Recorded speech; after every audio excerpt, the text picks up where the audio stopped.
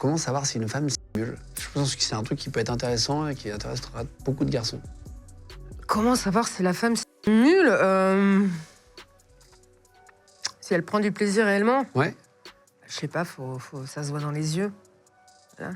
Généralement, si elle ferme les yeux, si l'actrice elle ferme les yeux pendant tout le long de la scène, pour moi, elle prend pas du plaisir. Elle est en train de se dire bon, putain, c'est quand que ça termine? Est-ce que j'ai donné à bouffer à mes chats? Enfin voilà. Après, non, si t'as le regard qui pétille, oui, tu prends du plaisir. Après, il y a un autre truc de voir quand la fille ne prend pas de plaisir, c'est-à-dire que si la nana elle est à quatre pattes et qu'elle met sa main comme ça en poing sur la fesse pour pas que le mec il rentre trop loin, et c'est là où elle prend pas de plaisir. Elle essaie de. Ah, ça veut dire rentre pas trop, machin, etc. Exactement. Ça, c'est les Moi, techniques. quand je vois ça, ça me rebute en fait. Parce qu'il y a des garçons qui sont trop longs. Trop longs, qui font trop. Enfin voilà, ils font pas forcément attention et.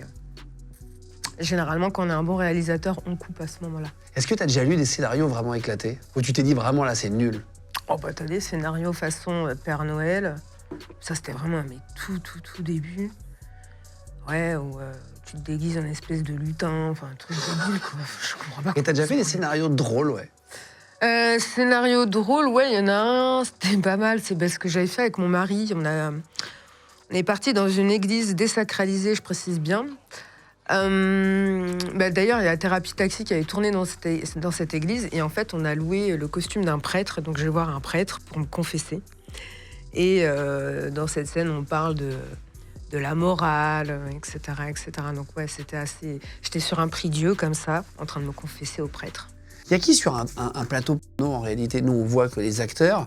T'as combien de gens derrière? En réalité, est-ce que t'as vraiment beaucoup de monde? Alors, en fait, ça dépend de plein de choses. Ça dépend du budget. Ça dépend si tu es dans le porno professionnel ou dans le porno amateur tourné à la maison, avec aucun cadre. Mais pour ce qui est des professionnels, tu as le coordinateur d'intimité. Tu peux avoir un preneur de son. Il y a qui d'autre? Il y a la personne qui s'occupe de la régie. Il n'y a pas de maquilleur de... Ça, c'est une question que j'ai posée à Lisa Dessira, mais c'est pas très clair. Est-ce que tu as déjà vu ça? Est-ce qu'il y a des maquilleurs de... Alors, nous, là, par exemple, on est en train de faire un film. Il y avait une make-up. Moi, je n'étais pas actrice sur cette scène-là. J'étais derrière la caméra. Et en fait, à un moment donné, je place l'actrice et je vois qu'elle a des petits boutons. Moi, je suis consommatrice. Je vois les petits boutons à la caméra, ça me dérange.